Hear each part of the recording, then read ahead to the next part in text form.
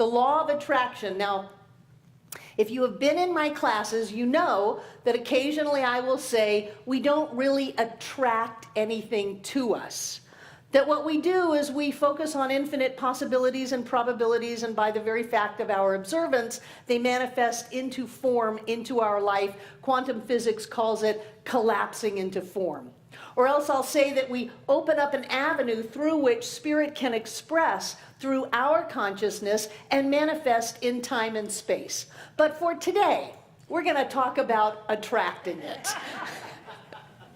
As if we were on Star Trek and we had something we wanted and we caught it in our tractor beam. And you know, when you're looking in the ship that's been caught in the tractor beam, they can't get out. They're stuck in the tractor beam. They're going to be pulled in to the person that has got them. So we're going to talk today about this idea of focusing on something that we want and getting it in our tractor beam and pulling it into our lives, and how we do that. One of the things that I love about this teaching is it is not airy-fairy.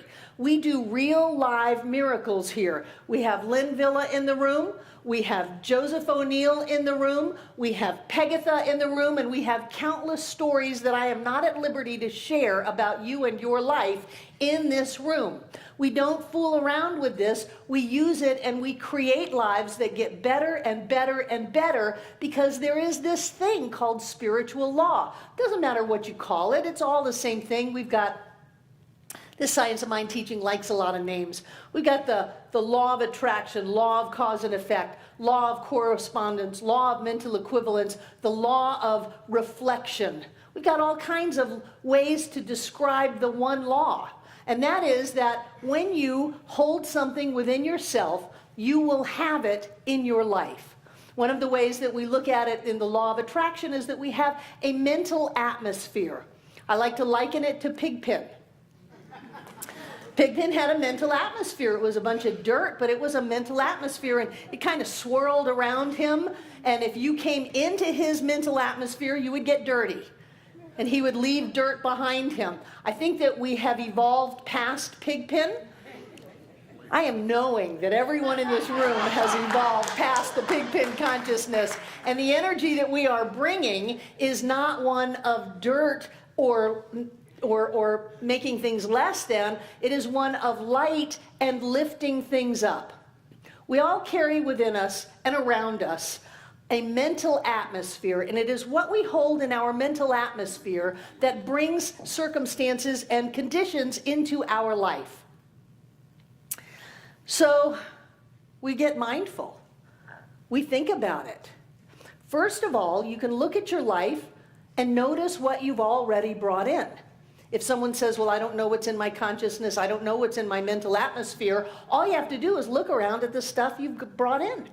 What have you put your tractor beam on and brought in?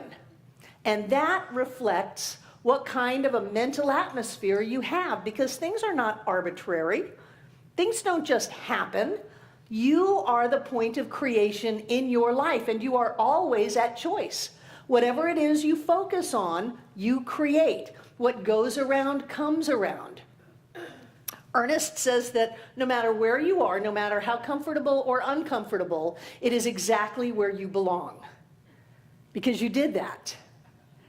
So rather than, oh my gosh, this happened or that happened, all we need to do is look inside of ourselves and see what is it that we want. If we don't want this, we can have something else. There is not a deity up on a cloud somewhere that is pointing their finger down at us and saying, you are stuck with this life. That is not happening. One of the things that we can, many of the, at least the Judeo-Christian religions can agree on, is that we have free choice. One of the things that God gave us was free choice. So we can choose to have wonderful, amazing lives, or we can choose to suffer and struggle along the way. But it is our choice. There is no outside power that is going to take things away from us or give them to us. That's one of the things that sometimes people miss in this teaching. Isn't it great to think that something's going to overrun your thoughts and feelings and choices and actions and give you what you want without you having to do anything? That is called a fantasy. The only thing that will get you what you want is you. And if you're clear, you can have anything that you want, absolutely anything. But it is our mental atmosphere. What are we putting out and therefore attracting into our experience?